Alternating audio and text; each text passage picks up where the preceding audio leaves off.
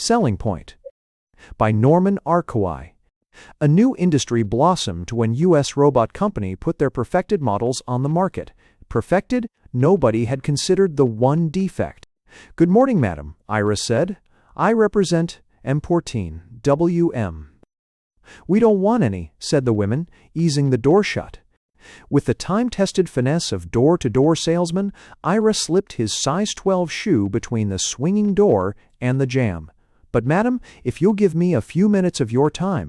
The woman shook her head. It won't do you any good," she said, trying to squeeze the door shut over his foot. "Whatever it is, we don't want any." "I represent U.S. Robot Company," Ira persisted. He smiled pleasantly. His unyielding foot maintained a 6-inch wide avenue of communication between himself and the woman in the house. Long the leader in commercial and industrial mechanicals, USS. Robot is now introducing a new line of home servants, designed to assist the housewife in every possible task about the house. "You're wasting your time," the woman said wearily. Ira used his professional smile to indicate that he enjoyed wasting his time. "When you've seen the demonstration," he said, "I'm sure you'll agree that no home should be without a Model 1 household robot." The woman looked out at him silently, patiently, resigned. She was pretty and petite and very young, and from her appearance had never done a day's work in her life. A typical newlywed, Ira thought, a perfect prospect, he decided.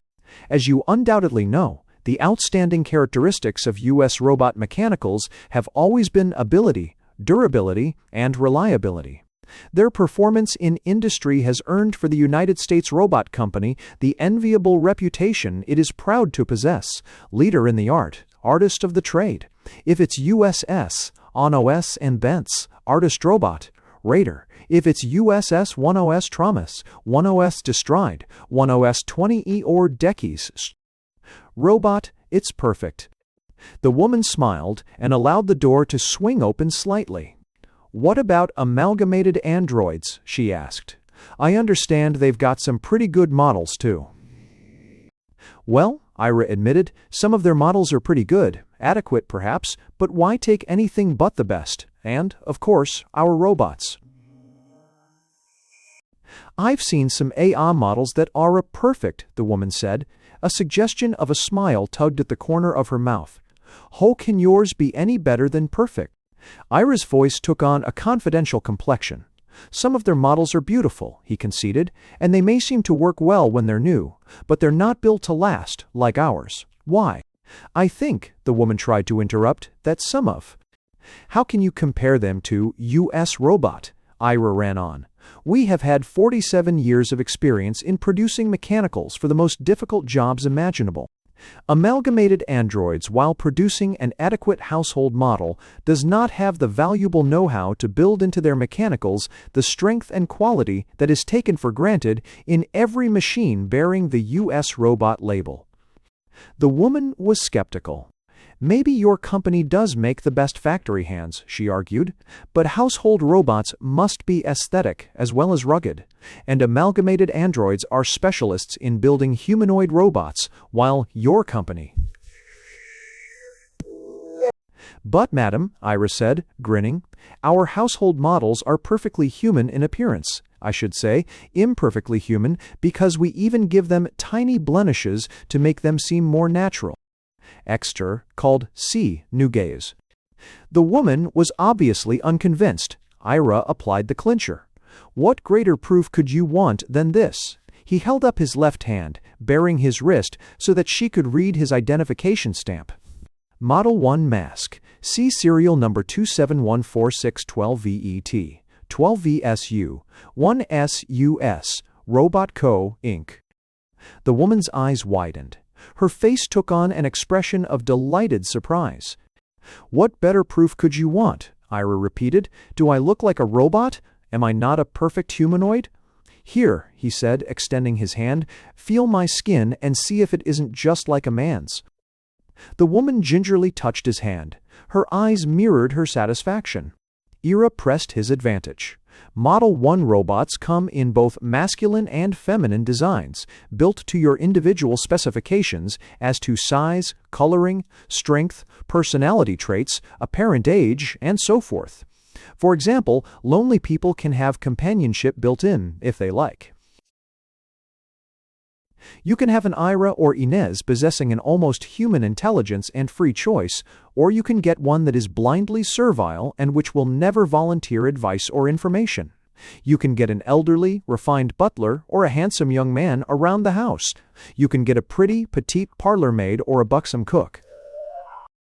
Ira paused to observe his customer. She was looking at him in a peculiar way. Knowing that he was a robot, she seemed to be appraising him as she would a man. Ira noted her odd reaction and puzzled over it. It usually went the other way. Women lost interest in him when they learned that he was not a man. "Why don't you come inside?" the woman suggested suddenly, opening the door for him. Ira smiled at her graciously and went into the house. Her reaction was not so puzzling after all, he decided. A young and virtuous wife would feel the conventional fears that were built into her by society. She had to be careful. It was conceivably dangerous to be alone in the house with a handsome man. But if he's a robot, she has nothing to fear from him or herself. "Sit down," the woman said, "and rest a while." "Thank you, madam," he sat. "But of course I don't need the rest. Model Is can do strenuous work for 23 out of every 24 hours. In fact, in laboratory tests, they've been run for 186 hours continuously, without a breakdown."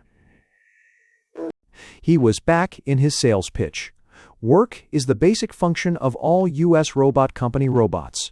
With all their aesthetic perfection, the household models are no exception to this rule.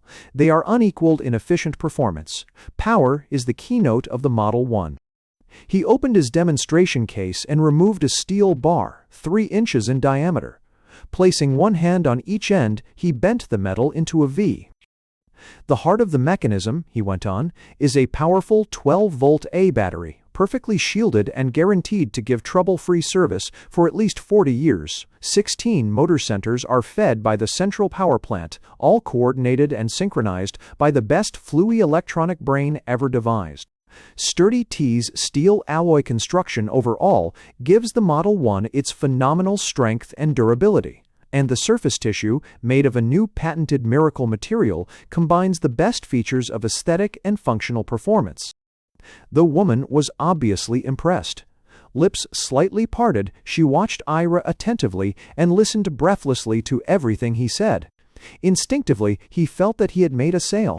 But the woman said nothing, only gazed at him in a way that might have been covetous, might have been adoring, or might have been merely symptomatic of hypnosis.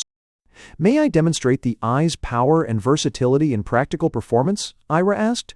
Taking her silence to be consent, he swung into his demonstration. S24-2. Swiftly, surely, he went about the room, cleaning. Effortlessly, he lifted large pieces of furniture and, holding them aloft with his right hand, he cleaned under them with his left. He talked as he worked. "We also have attachments for waxing, washing, spraying, painting, ironing, soldering. "You're wonderful," the woman sighed. "And let me point out," Ira pursued, eager to clinch the sale, "that the Model 1 is so lifelike that, in normal operation, it is almost completely silent. Only a faint throbbing, like that of a human heart, is noticeable." The woman cocked her head to a side. "I don't hear anything," she said. Ira smiled triumphantly. "Of course you don't. Come here," he said. "Put your ear to my chest and you'll just be able to make it out." She rested her head on his chest and listened. The delicate fragrance of her perfume mingled with that sweet human scent that not even the Model I robots could imitate. Ira bent his head and brushed his sensitized cheek against her hair. He felt emotions that no robot should feel. He silently cursed his makers and the wonderfully human brain they had given him. Their theory was that a salesman, to be effective, should think exactly like a human being. To better satisfy the customers, he should appreciate every human drive and desire. But it was wrong to feel like a man, to desire like a man, to hurt like a man and be unable to ease the pain because he was not a man. For once, U.S. Robot had gone too far. The woman looked up at him with the eyes that broadcast adoration. "You're wonderful," she repeated. "Do you think, huh?" She hesitated, looked away. "Huh? Could I be in love with you?" she asked, with childlike innocence. "Oh, is it possible?" Ira felt flustered, giddy, light-headed, exultant, confused, miserable, and weak. Damn U.S. robot and their perfected fluey electronics. "But, madam," he protested, "I'm not a man. I'm only a—" "Please call me Emma," the woman said. I see, I'm not Mrs. Bartlett. I've tried to tell you, Madam is not at home. I only work here." Gone was his exultant feeling, gone the lightheadedness. Only the misery and weakness remained in the realization that his yearning was impossible of fulfillment and that, to top it off, he had wasted his time trying to sell himself to a servant. "Do you think I could?" the maid repeated. "Could what?" "Be in love with you." "But, miss, don't you understand? I'm not. Dummy no." "What dummy no?" "My name is Emma," she said softly. She smiled, and he fought down an overwhelming urge to touch her, to kiss her pink, inviting lips. He stood rigid. He wanted to cry out in his torment. Her hand reached out to him, and he felt her fingers touch his. Electricity tingled up his arm and through his chest. Automatically, he repeated his cursed disavowal of humanness. Vaguely, he heard his own words, sounding like an echo in his ears. "I'm a robot." "I know," Emma said quietly. Then she held up her right hand, revealing the identification stamp on her wrist.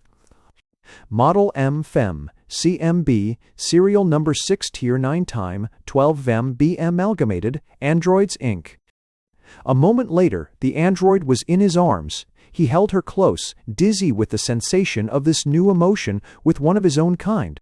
Several moments later, he pushed her gently away from him. "Pack your bag, Emma," he said. She looked at him starry-eyed, but quizzically. "But my work? Madam will be furious." "Your bag, Emma," he repeated. "When our companies built us, they made us as near human as possible, perhaps too much so. If we can work for humans, we can also live like them. U.S. robots and amalgamated androids have just lost 2 employees. Your bag. Nout. 1. Being an android, she could work faster than any human counterpart. Her bag was packed in nothing flat. Thanks for listening to Selling Point by Norman Arkawy.